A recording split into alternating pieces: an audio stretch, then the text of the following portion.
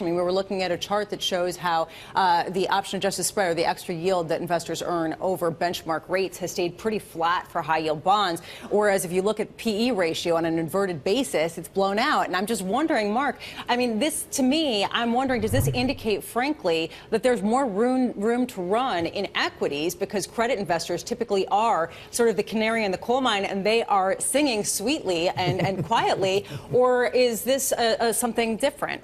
No, I think what's driving credit investors and equity investors are different things right now. But at some point, the rubber's going to meet the road as far as inflation. Inflation, as it continues to move and grow, inflation is much more like the climate change as far as versus the weather. We're going to get PCE today. Hopefully that will be what everyone thinks it is at 1.9 on the core. But as inflation starts to work its way through these markets and we reprice risk across the spectrum, it's definitely going to affect both markets in a meaningful way.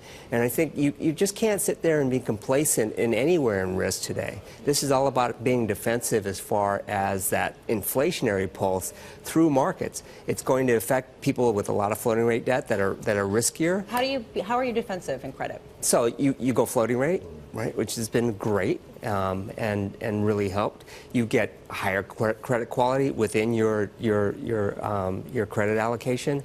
But again, you look at what happened with high grade. That's higher quality, and it's gotten crushed because of the inflationary dynamic, because of rates, how rates have moved, and also because of flows.